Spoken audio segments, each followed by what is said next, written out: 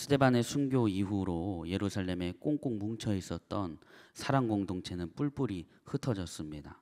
오늘 말씀은 집사로 세워진 빌립은 사마리아 성으로 가서 사람들에게 그리스도를 선포하면서 있었던 일입니다.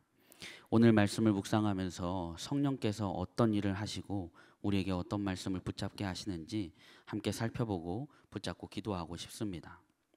첫 번째로 성령님은 역사하신다는 것을 붙잡게 되었습니다. 성령님은 역사하십니다. 오늘 말씀 4절부터 8절을 보면 그런데 흩어진 사람들은 두루 돌아다니면서 말씀을 전하였다. 빌립은 사마리아 성에 내려가서 사람들에게 그리스도를 선포하였다. 무리는 빌립이 행하는 표징을 듣고 보면서 그가 하는 말에 한 마음으로 귀를 기울였다. 그것은 귀신 들린 많은 사람에게서 악한 귀신들이 큰 소리를 지르면서 나갔고 많은 중풍병 환자와 지체 장애인들이 고침을 받았기 때문이다. 그래서 그 성에는 큰 기쁨이 넘쳐났다.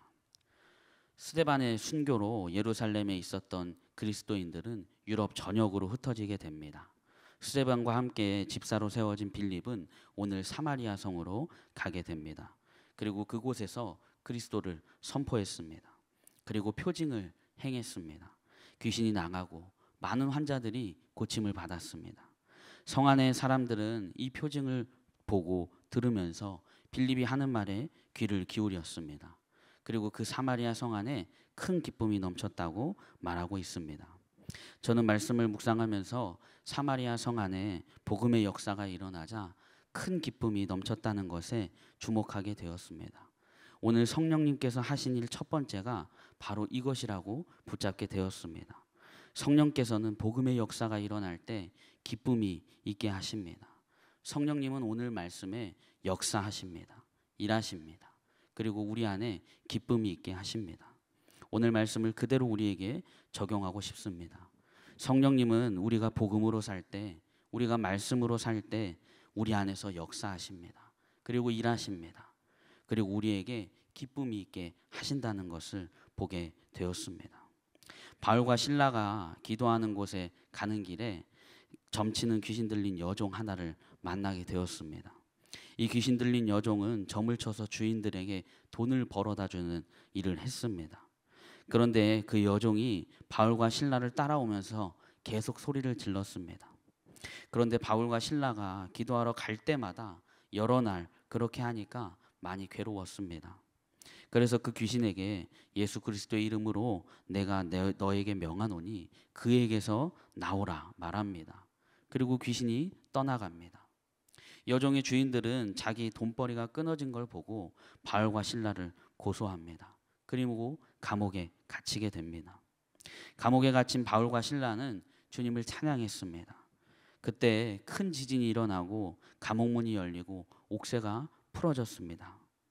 간수가 자다가 감옥 문들이 다 열린 것을 보고 죄수들이 도망갔구나 생각하고 자결하려고 할 때 바울이 크게 소리를 지릅니다. 여기 다 있다고.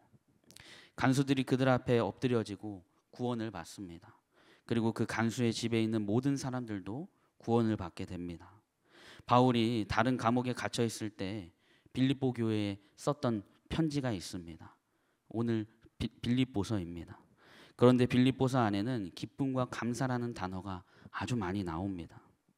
복음의 역사가 일어날 때 기쁨이 있다는 것을 보게 됩니다. 성경은 그런 이야기가 아주 많이 들어있다고 보게 됩니다. 그런데 우리가 복음으로 살 때 항상 기쁨만 있진 않습니다. 복음으로 살고 있는데 말씀대로 순종해서 살고 있는데 고난이 닥쳐올 수도 있고 어려움이 찾아올 수 있습니다. 문제들이 쌓이게 될 때가 있습니다. 어떻게 해결해야 할지 전혀 갈피를 못 잡을 때가 있습니다. 하지만 오늘 말씀은 우리에게 복음으로 살 때, 말씀으로 살 때 성령께서 일하시고 역사하시고 우리 안에 기쁨이 있게 하신다고 도전하고 있습니다. 오늘 빌립은 사마리아 성에서 놀라운 성령의 체험을 했습니다. 복음의 역사가 엄청나게 일어났습니다. 성령께서 놀랍게 일하시고 역사하셨습니다. 그리고 그 성 안에 기쁨이 넘치게 하셨습니다. 오늘 말씀은 우리에게도 이야기합니다. 복음으로 살 때 성령이 일하신다. 말씀으로 살 때 성령이 역사하신다. 말씀으로 살 때 기쁨이 있다. 우리가 고난과 어려움 가운데 있어도 문제들이 쌓여도 어떻게 해결해야 할지 갈피를 못 찾고 있어도 우리가 말씀대로 살면 성령님은 역사하시고 우리 안에 기쁨이 있게 하십니다. 오늘 말씀을 붙잡고 기도할 때 이렇게 기도하기 원합니다. 성령님의 역사하심을 보고 기쁨으로 살게 해주십시오. 성령님의 역사하심을 보고 기쁨으로 살게 해주십시오. 이렇게 첫 번째로 붙잡고 함께 기도하고 싶습니다. 두 번째로 성령님은 100% 은혜라는 것을 붙잡게 되었습니다. 성령님은 100% 은혜입니다. 오늘 말씀 18절부터 23절을 보면 시몬은 사도들이 손을 얹어서 성령을 받게 하는 것을 보고 그들에게 돈을 내고서 말하기를 내가 손을 얹는 사람마다 성령을 받도록 내게도 그런 권능을 주십시오 하니 베드로가 그에게 말하였다. 그대가 하나님의 선물을 돈으로 사려고 생각하였으니 그대는 그 돈과 함께 망할 것이요 그대는 하나님이 보시기에 마음이 바르지 못하니 우리의 일에 그대가 차지할 자리도 목도 없소. 그러므로 그대는 이 악한 생각을 회개하고 주님께 기도하시오. 그러면 행여나 그대는 그대 마음속에 있는 나쁜 생각을 용서받을 수 있을지도 모르오. 내가 보니 그대는 악의가 가득하며 불의에 얽매여 있소. 빌립의 기적과 기사를 보고 사람들이 귀를 기울였고 빌립은 계속해서 주님을 선포했습니다. 복음의 역사가 일어나자 그 사마리아 성 안에 기쁨이 넘쳤습니다. 그런데 그 성에 시몬이라는 마술사가 있었습니다.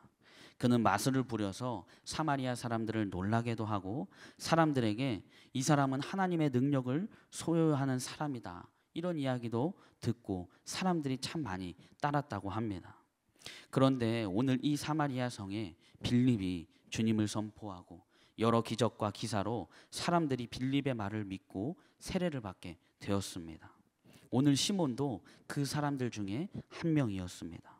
시몬도 똑같이 빌립의 말을 듣고 믿고 세례를 받았습니다. 그리고 빌립을 따랐습니다. 그는 빌립이 표징과 큰적을 잇따라 행하는 것을 보면서 옆에서 많이 놀랐습니다. 빌립이 사마리아 성에서 주님을 선포하고 많은 사람들이 주님을 믿게 되고 세례를 받았다는 이야기를 듣게 된 예루살렘 성에 있었던 사도들은 베드로와 요한을 보내게 됩니다.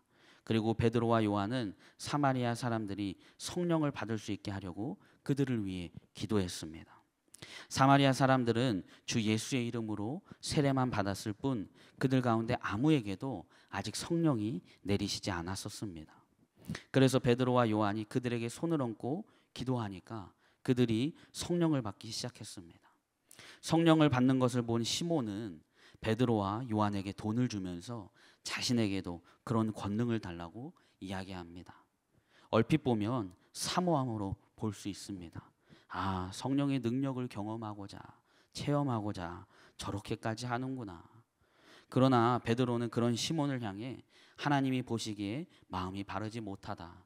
그대는 그대 안에 있는 악한 생각을 회개해야 한다. 이야기합니다.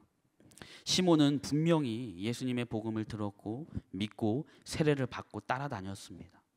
그러나 그 마음에 나쁜 생각, 악한 생각이 있다는 것을 보게 되었습니다. 성령은 믿는다고 해서 세례를 받는다고 해서 임하시지 않습니다. 저는 오늘 말씀을 묵상하면서 충격을 받았습니다. 아, 성령은 믿는다고 해서 오시는 분이 아니구나. 성령은 세례를 받았다고 해서 오시는 분이 아니구나 깨닫게 되었습니다. 고우치 요시다로는 17살 때 주인의 돈을 훔쳤습니다. 그리고 18살이 되던 해에는 주인의 아내와 불륜 관계를 맺은 후에 그녀를 죽이고 집에 불을 질렀습니다. 그는 체포되어 무기징역 선고를 받고 감옥에 갇히게 되었습니다. 하루는 밤에 꿈을 꾸었는데 환한 빛이 비추더니 천사가 그에게 왔습니다. 그리고 이렇게 말했다고 합니다. 나는 하나님의 일꾼으로 하나님의 말씀을 전하러 왔다.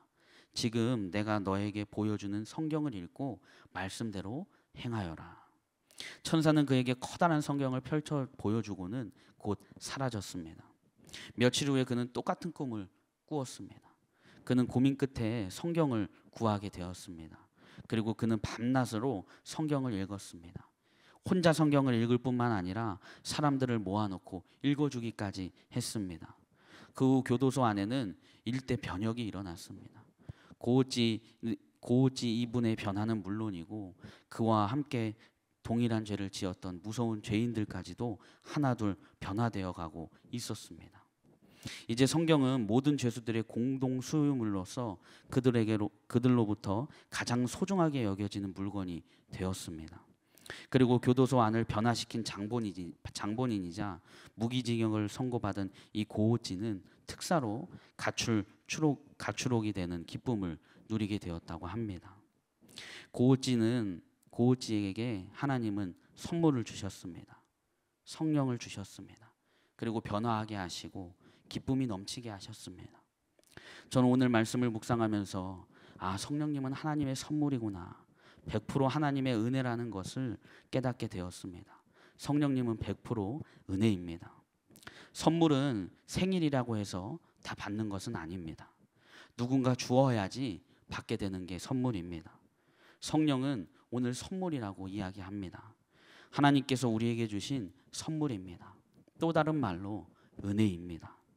여기 앉아 계신 분들 중에 하나님 앞에 무엇을 잘해서 아니면 어떤 것을 드려서 성령을 받으시는 분은 단 한 명도 없다고 확신합니다.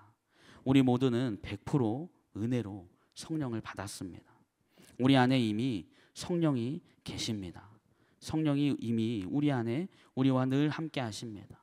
우리가 예수님을 우리의 구주로 고백했을 때, 우리가 예수님을 믿는다고 고백했을 그때 성령님은 그때부터 우리와 함께 하셨습니다. 그때 하나님은 선물로, 은혜로 우리에게 성령을 주셨습니다. 이것이 우리가 감사해야 할 이유입니다. 아마 우리가 천국에 가면 아브라함, 모세, 다윗, 구약의 유명한 우리가 잘 알고 있는 사람들이 우리를 다 부러워할 것입니다. 우리는 하나님이 우리를 찾아오시거나 구름으로 오시거나 아니면 음성으로 찾아오셨는데 그쪽은 함께 하셨다면서요. 언제나 당신 안에 함께 하시고 당신 안에 역사하시고 일하시고 그러셨다면서요. 아마 우리에게 이렇게 말을 걸지 않을까 싶습니다.